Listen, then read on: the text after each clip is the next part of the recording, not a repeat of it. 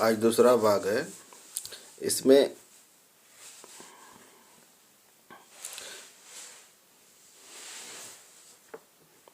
जो बताया जा रहा है परीक्षा के दृष्टि से इम्पोर्टेंट है। इसमें से लगभग हम जानते हैं कि 10 क्वेश्चन से कम नहीं आएगा। चलिए पहले हम इसको शुरू करते हैं। एक से नीचे दो कथन दिए गए जिनमें से एक को कथन ए तथा दूसरे को कारण आर कहा गया है। इसमें कथन ए है, कांस्टेबल की श्रेणी से ऊपर के पुलिस अधिकारी के विरुद्ध किसी आरोप की जांच और अवधारणा मजिस्ट्रेट की शक्तियों का प्रयोग करने वाले अधिकारी द्वारा ही की जाएगी। कारण आर में दिया गया है, साधारण पुलिस जिले में स्वस्थ पुलिस महानिदेशक पुलिस महानिरीक्षक को मजिस्ट्रेट की संपूर्ण शक्तियां प्राप्त होंगी।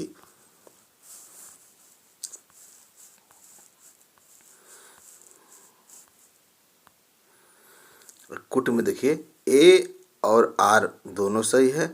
बी में देखिए ए सही परंतु आर गलत है। सी देखिए ए गलत है परंतु आर सही है। डी ए और आर दोनों गलत है। इसमें से पहला सही है, मतलब ए सही है।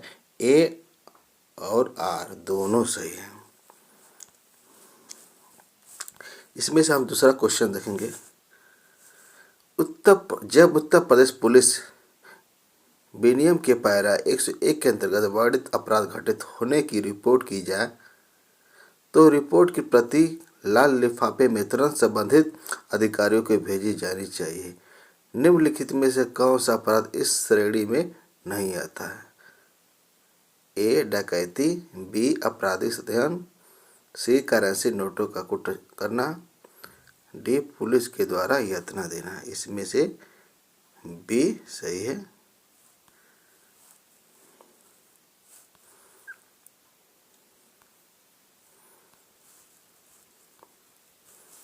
अब तीसरा देखते हैं।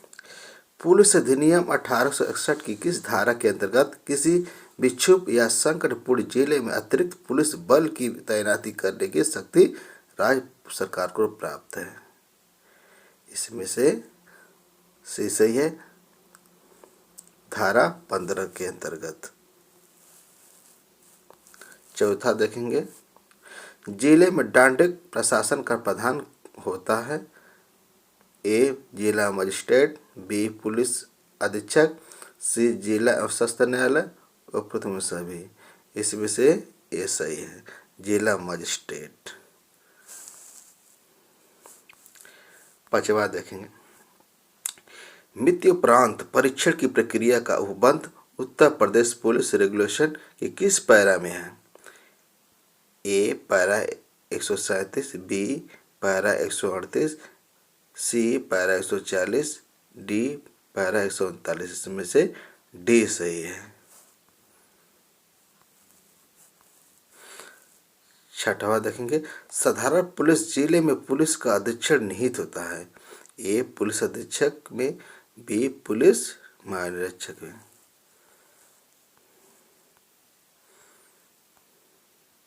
सी उच्च न्यायालय में, डी राज्य सरकार में। मतलब यहाँ डी सही है। सातवां देखेंगे। निम्नलिखित में से कौन पुलिस बल में राजपत्रित अधिकारी होता है? ए निरीक्षक, पहला मतलब निरीक्षक, दूसरा है उप निरीक्षक, तीसरा है अधीक्षक, चौथा है सहायक अधीक्षक।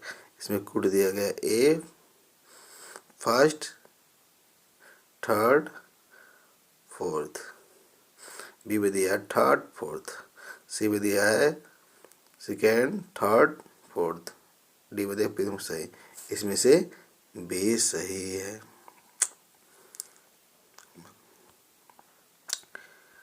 थर्ड और फोर्थ, अधीक्षक और सहायक अधीक्षक। आठवां देखते हैं। घुड़सवार पुलिस के कुछ निम्नलिखित विहित कर्तव्य हैं। पहला, सड़कों पर गश्त लगाना। दूसरा, कैदियों और कोष के साथ रक्षा में जाना। तीसरा, उत्सव में मार्ग रक्षा करना। चौथा, यातायात नियंत्रण का कर्तव्य। नीचे लिखे कुट में से सही उत्तर चुनिए। ए फर्स्ट और सेकंड सही है, बी ए सेकंड और थर्ड सही है, सी सेकंड और थर्ड सही है, डी उपयुक्त में से सभी सही, इसमें से डी सही है।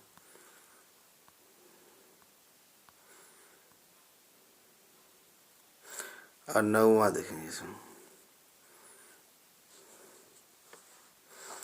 निम्नलिखित कथनों पर विचार कीजिए। सशस्त्र पुलिस स्टिकर है। पहला, कोषालय और हवालात की रक्षा के लिए। सेकेंड, बंदी और सरकारी संपत्ति के अनुरक्षण के लिए। थर्ड, पुलिस लाइन्स में अनुशासन और व्यवस्था बनाए। निम्नलिखित कुट से दिए गए सही उत्तर चुनिए। ए केवल फर्स्ट सही, बी केवल सेकंड सही, सी फर्स्ट सेकंड और थर्ड सही, डी केवल फर्स्ट और सेकंड सही, इसमें से डी सही है। 10वां, उत्तर प्रदेश पुलिस विनियम के संदर्भ में। 10वां, उत्तर प्रदेश पुलिस विनियम के संदर्भ में सूची। फर्स्ट सूची सेकंड को सम्मिलित कीजिए और सूचियों के नीचे दिए गए कूट का प्रयोग कर सही उत्तर दीजिए, चुनिए। सूची 1, सूची सेकंड, सूची फर्स्ट, सूची सेकंड। नियुक्ति।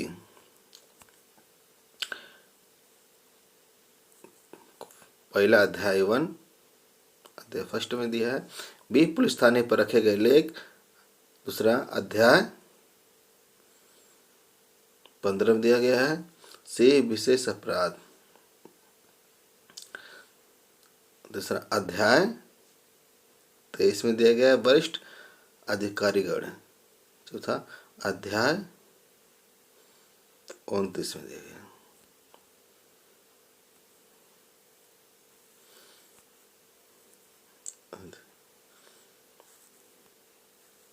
इसमें से ए सही है। ये जो दिया गया है नियुक्ति समय, इसको जानना बहुत जरूरी है। 11वां देखेंगे, एक ग्राम पुलिस चौकीदार अपने कर्तव्य के समय निर्वहन के लिए उत्तरदायी होता है। ए पुलिस अधीक्षक के प्रति, बी थाने में साधक अधिकारी के प्रति, सी ग्राम प्रधान के प्रति, डी जिला मजिस्ट्रेट के प्रति, इसमें से डी सही है। 12 पुलिस अधिनियम 1861 की धारा 2 के अधीन बल का गठन निम्नलिखित में से किसका प्रावधान करता है। पहला, राज्य सरकार द्वारा पुलिस बल गठन। सेकेंड, राज्य सरकार द्वारा पुलिस बल की अधीनस्थ व्यक्ति के सदस्यों के वेतन तथा सेवा शर्तें। थर्ड, पुलिस के बल के सदस्यों की सेवा समाप्ति और पदच्युति। चौथा, पुलिस बल के सदस्यों की निलंबन और पदच्युति।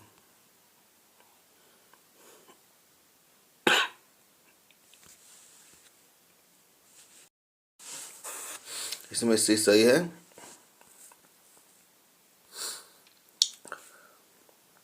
13वां देखेंगे, पुलिस महानिरीक्षक निम्नलिखित की सहमति से रेल के आसपास अतिरिक्त बल की नियुक्ति कर सकता है। ए जिला मजिस्ट्रेट, बी रेल मंत्रालय, सी राज्य सरकार, डी पुलिस अधीक्षक रेलवे। इसमें से जिला मजिस्ट्रेट, रेलवे मंत्रालय, राज्य सरकार, पुलिस अधीक्षक, इसमें से सी सही है, राज्य सरकार। 14वां देखेंगे, पुलिस अधिनियम 1861 के प्रावधानों के अधीन व्यक्ति शब्द के अंतर्गत निम्नलिखित में से कौन सम्मिलित है। ए एक कंपनी, निगम अथवा व्यष्टि, बी केवल एक कंपनी अथवा निगम, सी एक फर्म, व्यक्तियों का संगठन और कंपनी, डी व्यक्तियों का संघ, फर्म और कंपनी। इसमें से केवल एक कंपनी और निगम है, मतलब सही है। इसमें हमारा बी सही है।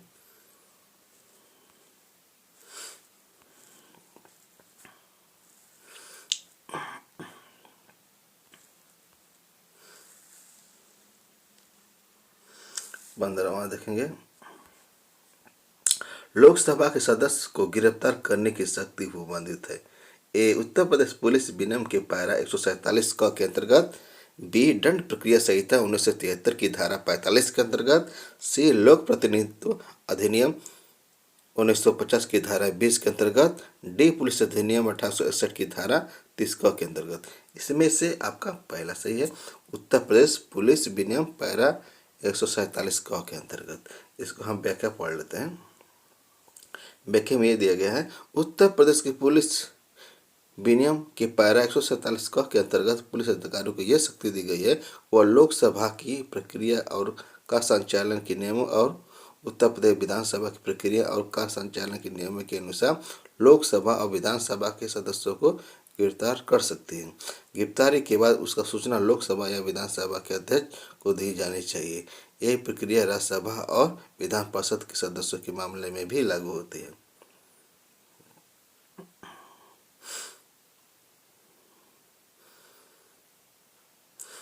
बाकी हम कल देखेंगे, भाग 3 में आएंगे।